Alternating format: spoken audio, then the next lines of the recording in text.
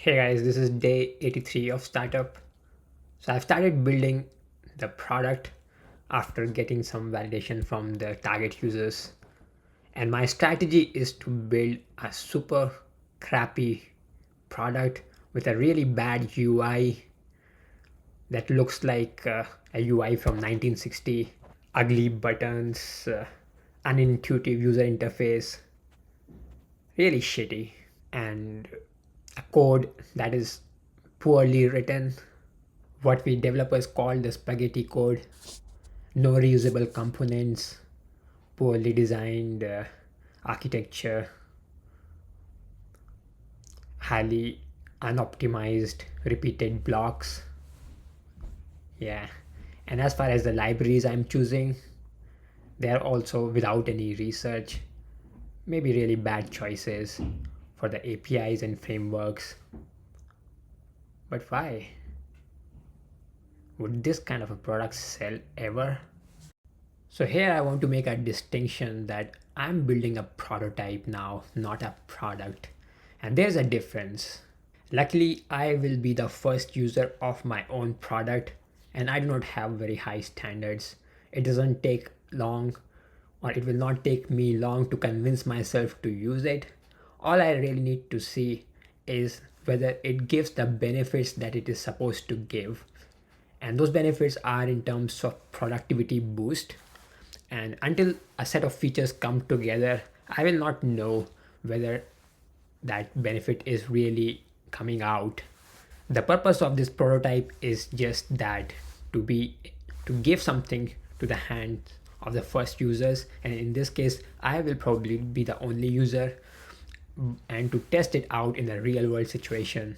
So in the old days, when people used to make machines, just imagine something made of steel, clunky, and all like scattered piece of wires connected together. But of course, when this prototype is ready, it works, then people can send it to the factory and get a proper design, and then something beautiful comes out of it. So I'm at that crappy stage. But why to even build a crappy prototype? Wouldn't it cost more later on to then improve this and build an actual beautiful product later on? And after all, this is not hardware we are talking about. This software doesn't need to be sent to the factory. Here is where the discipline of knowing that you do not know really matters. And what you do not know is whether this product will actually work or not. Regardless of how much you have faith in this idea, you have to maintain that discipline. So, yes, technically, I think it will take a little bit more time to build a prototype first and then throw it away and then build an actual product.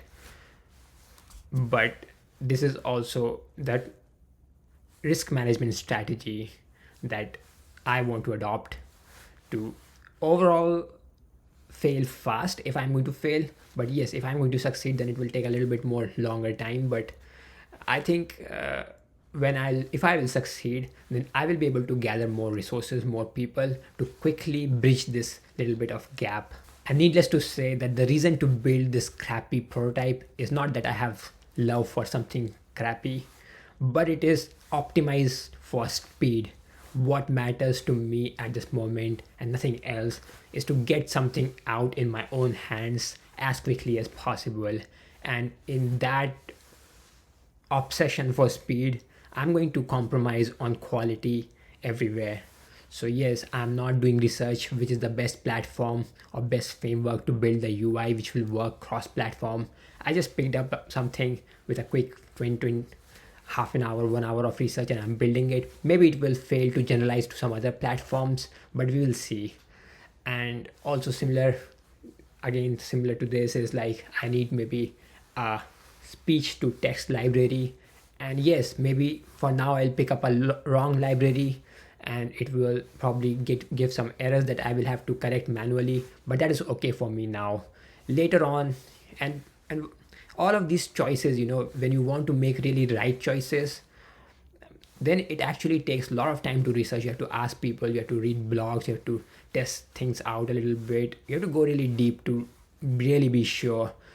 And second is also, like, with this prototype I will actually know the scope of the product or the scope of the code, and then it will be much better for me to reorganize and know what is important for me in this product, what kind of recipe I'm building, and then I can actually make best choices for the actual product. And I don't think that I'm unique in this approach.